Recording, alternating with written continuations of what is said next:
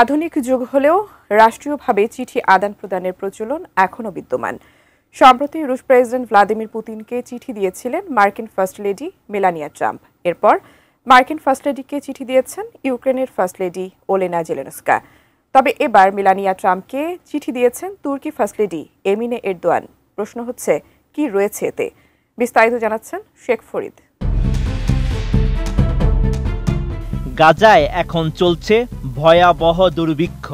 জাতিসংঘ সমর্থিত integrated food security phase classification জানিয়েছে প্রায় 5 লাখ মানুষ অর্থাৎ 1/4 ফিলিস্তিনি দুর্ভিক্ষে ভুগছে। এই মূল্যায়নে স্পষ্ট বলা হয় এই সংকট পুরোপুরি মানব সৃষ্ট এবং এর জন্য দায়ী ইসরায়েলের নীতি। এমন পরিস্থিতিতে মার্কিন ফার্স্ট লেডি মেলানিয়া ট্রাম্পকে একটি চিঠি লিখেছেন তুর্কি ফার্স্ট লেডি এমিনে এরদোয়ান। তিনি ইউক্রেনের শিশুদের মতোই গাজা শিশুদের নিয়েও উদ্বেগ প্রকাশ করতে আহ্বান জানিয়েছেন মেলানিয়াকে। সম্প্রতি রুশ প্রেসিডেন্ট ভ্লাদিমির পুতিনকে চিঠি লিখে ইউক্রেনীয় শিশুদের হত্যা বন্ধের আহ্বান জানান মেলানিয়া। এবার 23 আগস্ট একটি চিঠি পাঠিয়েছেন তুর্কি ফার্স্ট লেডি এমিনে। এ সময় এমিন এরদোয়ান অনুরোধ করেছেন মেলানিয়া যেন ইসরায়েলের প্রধানমন্ত্রী বেনিয়ামিন নেতানিয়াহুর কাছে গাজা শিশুদের জন্য সহানুভূতি দেখানোর আহ্বান জানান। গাজার শিশুদের বর্তমান অবস্থান তুলে ধরে তুর্কি ফার্স্ট লেডি জানান, এই শিশুদের গভীর মানসিক ধ্বংসের দিকে ঠেলে দেওয়া হয়েছে এবং তারা হাসতে ভুলে গেছে। মাইক্রোফোনে চিৎকার করে বলছে তারা মরতে চায়, তাদের নিষ্পাপ হৃদয়ে যুদ্ধের ক্লান্তি। RICL TMX, যুগের পর যুগ স্থাপনা থাকে মজবুত।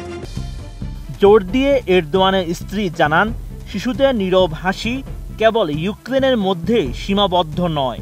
যখন বিশ্ব একটি সম্মিলিত জাগরণ অনুভব করছে এবং ফিলিস্তিনের স্বীকৃতি বিশ্বব্যাপী ইচ্ছাশক্তিকে রূপান্তরিত হচ্ছে, তখন গাজার পক্ষ থেকে মার্কিন ফার্স্ট লেডির আহ্বান ফিলিস্তিনি জনগণের প্রতি একটি ঐতিহাসিক দায়িত্ব পূরণ করবে। চিঠিতে তিনি লিখেন, ইউক্রেনে নিহত 648 শিশুর প্রতি মেলানিয়ার যে সংবেদনশীলতা ছিল তা যেন গাজায়ও প্রসারিত হয়। সেখানে গত 2 বছরে প্রায় 18,000 শিশু এবং মোট 62,000 নিরীহ মানুষ নিহত হয়েছে।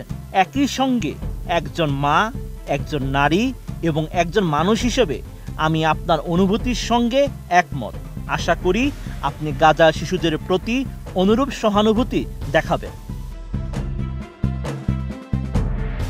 এরদোয়ান দম্পতি বরাবরই যুদ্ধবিরতির পক্ষে অবস্থান নিয়েছেন। সম্প্রতি তুর্কি প্রেসিডেন্ট এরদোয়ান ইসরায়েলকে গাজায় ক্ষুধাকে অস্ত্র হিসেবে ব্যবহারের অভিযোগ করেছেন। এ প্রসঙ্গে তিনি জানান, ফিলিস্তিনি অঞ্চল থেকে পাওয়া ছবি নাৎসি শিবিরের চেয়েও ভয়াবহ। এর আগে গত 22 আগস্ট আনুষ্ঠানিকভাবে গাজায় দুর্ভিক্ষ ঘোষণা করেছে জাতিসংঘ। তবে এটিকে নির্লজ্জ মিথ্যা বলে উড়িয়ে দিয়েছেন ইসরায়েলের প্রধানমন্ত্রী Benjamin Netanyahu. Sheikh Farid, ATN news.